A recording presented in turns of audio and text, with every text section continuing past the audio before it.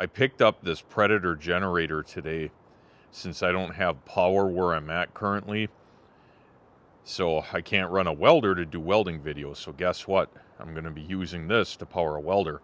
I'm going to do a whole series on generators and how to run welders on them and give you a lot of ideas, because it's a little bit more complicated than you would think to figure out something that works well. So anyways, we're going to unbox this sucker today, take a look at what it has. I've not seen, really even looked at the package on this thing to see what it comes with. So I do believe I got to get oil for it, but anyways, let's get this sucker unboxed.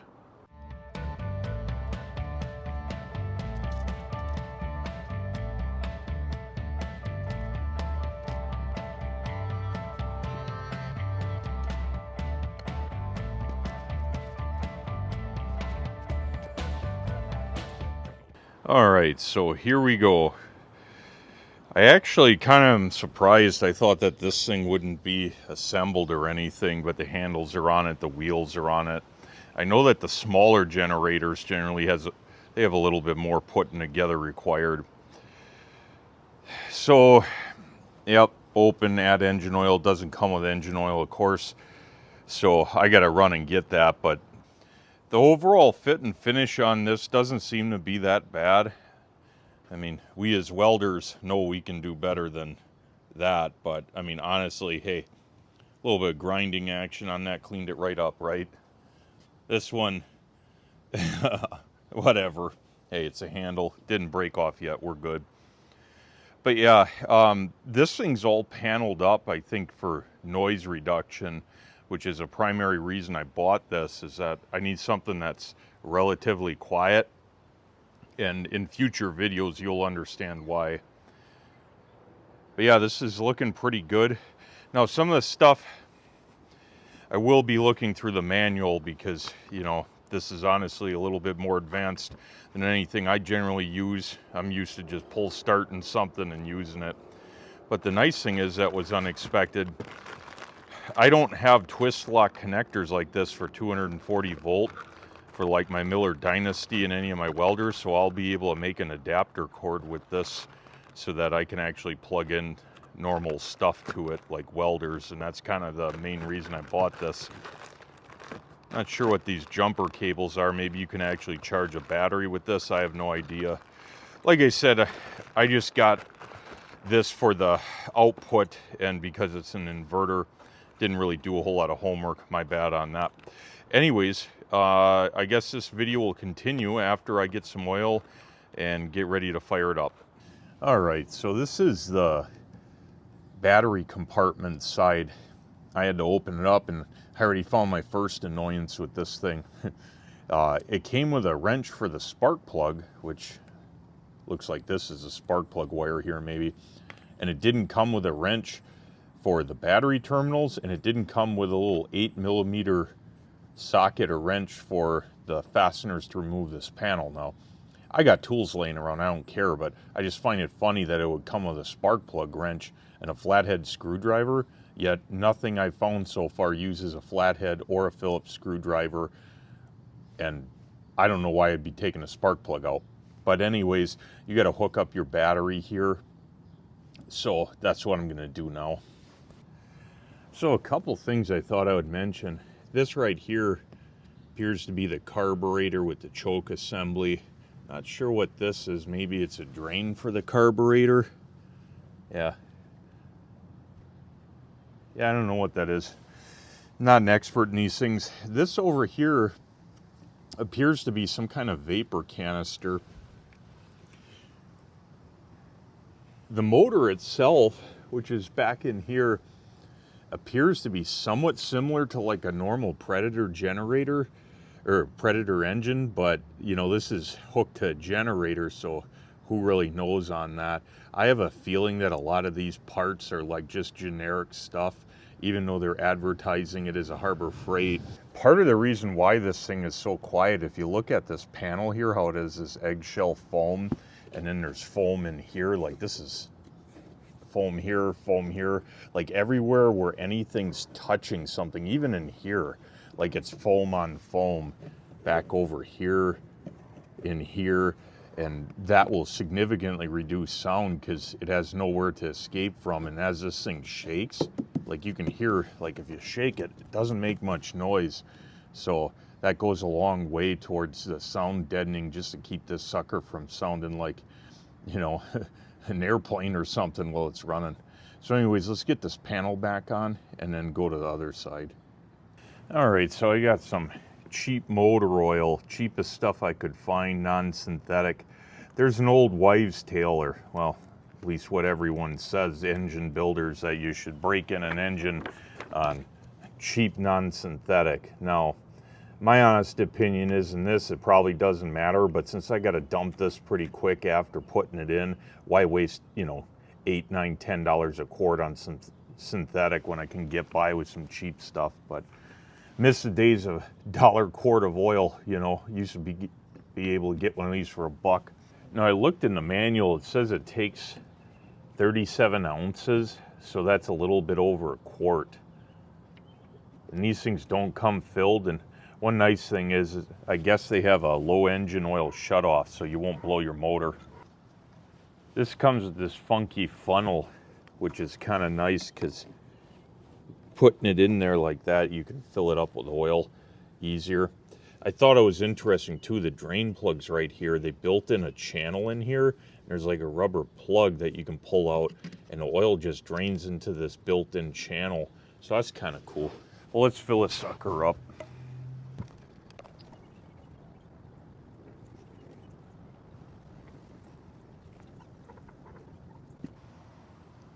All right, 1 quart is at the low end of the dipstick. It's kind of bullshit. Normally you would read this like this, but this is an angle. See if I can keep that, so it needs just a pinch more. There we go, it's all filled up and you can go dispose of this in your local river. Just kidding, don't do that. Even this oil cover, look at how thick that is. That'll definitely go a long way to keeping it quiet. Well, let's fill this sucker up and see if she'll start.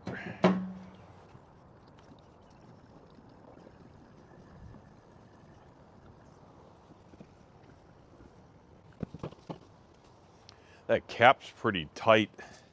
Kind of surprised at how hard that is to turn. Oh well. I put 2.5 gallons in. I don't even know how big the tank is. It looks like it's indicating quarter full or something, or half. I don't know. It's hard to read the gauge. Just has like a red dot on it. All right, so I referenced a manual. Apparently the fuel shut off and all of that's done through here or whatever, so we don't have any internal valve we got to open.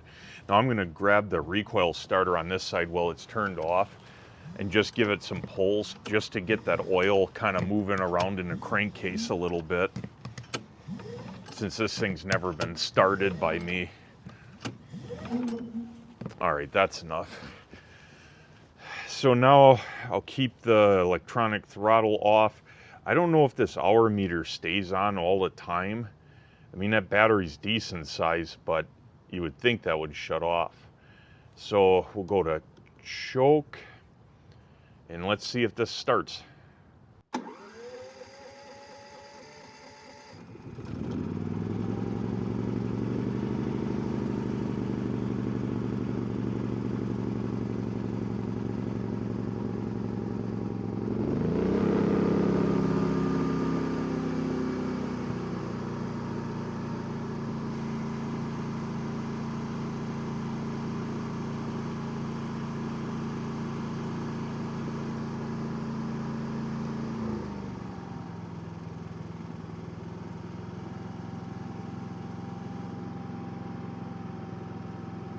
All right, everything works, so let's turn this thing back on, and I got a light here since it's getting dark out. Let's see if it works. Put it to that.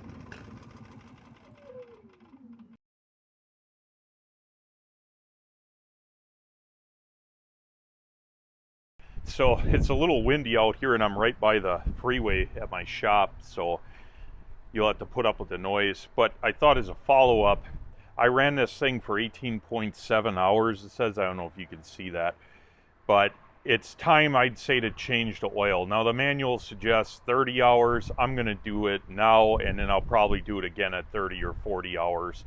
More or less because I'm curious and I got the time today to do it, and that's why I'm doing it. But again, generally follow the manual for what they recommend. Now, this thing has seen a fair amount of use. They say not to exceed 75% of the loading for at least the first 30 hours. I've done that once, probably at least, because I've tripped the circuit breaker on this, and this likely does trip pretty close to 30 amps. So I tripped it once welding some really thick material. But, you know, is that going to damage it under 30 hours? Probably not, but I definitely wouldn't want to run a 30 amp load on this non-stop while it's new before it's broken and could cause issues. Well, anyways, let's go over to the side here, pop the plug, and drain this sucker. You can admire my zoomy header here. I had to do that because when this thing's sitting in the back of my truck, CO gas would sit in here and it would trip the sensor off. It didn't run bad, obviously, because, I mean, there's enough air, but it doesn't take much before that sensor in there shuts it off to prevent you from gassing yourself. So I had to put the Zoomy to get it above the bed height, and then I've had no issues with it shutting off.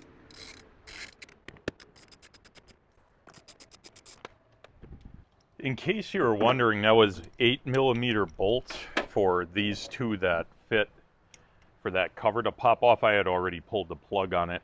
And then there's this little rubber plug here that comes up, and what you do is you pull, this is the drain plug, which is a 12mm.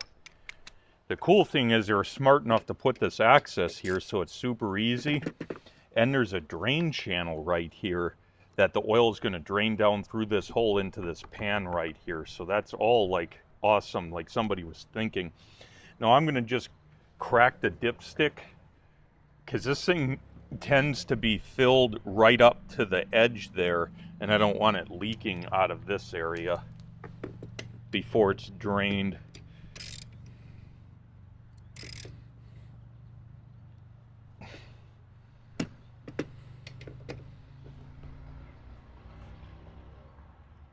Wow, I'm going to have to get a bigger wrench. That sucker's on there tight. Either that or it's cross-threaded.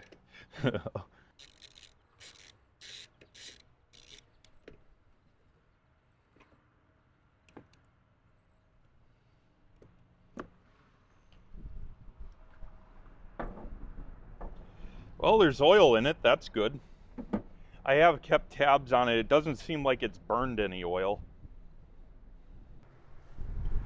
So I believe this sucker came with its own funnel, but I don't know what I did with it, so I got a different one. You probably should replace this little gasket every time, but I don't have any, and I think it'll seal just fine.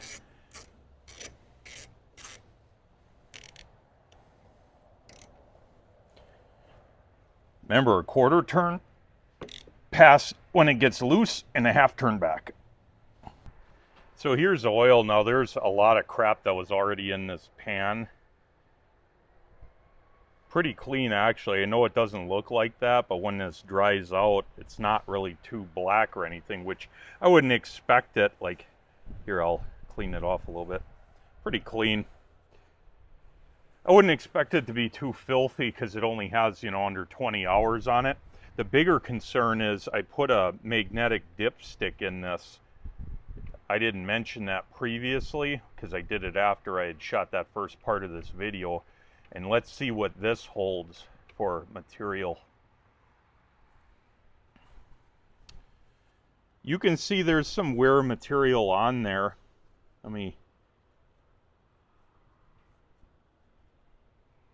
I don't see any big chunks.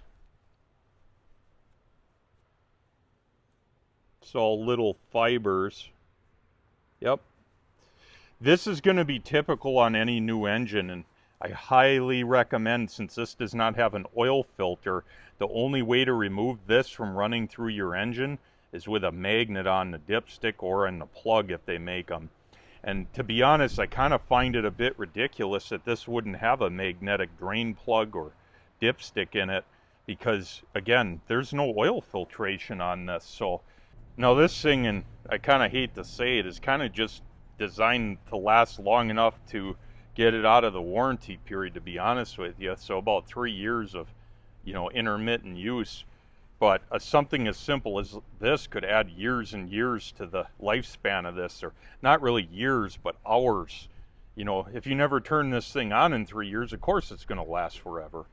But if you really want to get some hours out of it, keep up on your maintenance and make sure you get one of these magnetic dipsticks at a minimum. If I can find a magnetic drain plug, I'll get that too. All right, well, this is clean enough. I'm gonna put a funnel in it and fill it up with oil. As I had previously mentioned, I'm just using straight motor oil, not synthetic. After I change it this time, I may consider using synthetic, but for right now, we're gonna stick with the non-synthetic.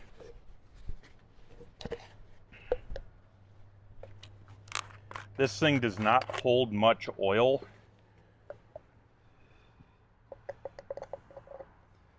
So be careful not to overfill it.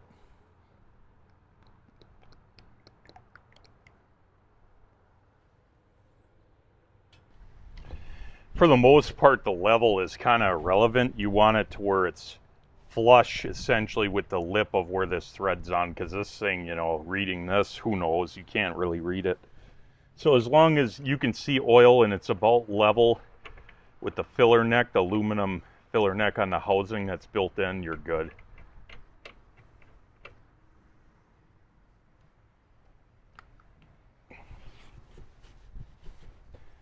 Wipe the oil off, clean everything up. I'll start it up, and we'll call it a video then. So there we go, it's all changed up. Wiped it down a little bit. I do keep this under a cover and I keep it on my truck, and I have done some mobile welding jobs with this, and I got a whole bunch of videos that I'm gonna do where I feature running on a generator. It may not even be this generator, but mobile welding to get you guys up to speed so you know what you're doing. So far, 19 hours in, I'm happy with it, haven't had any issues. It's worked as expected. Been pretty fuel efficient, but this sucker's got a huge tank on it. I don't even know how many gallons, but you know, fuel efficiency, hard to say. It's ran a lot on a single tank, and I don't know, maybe a quarter left or something. So anyways, let's fire this up, make sure it runs, and then shut it off, put the cover on it, and that's it.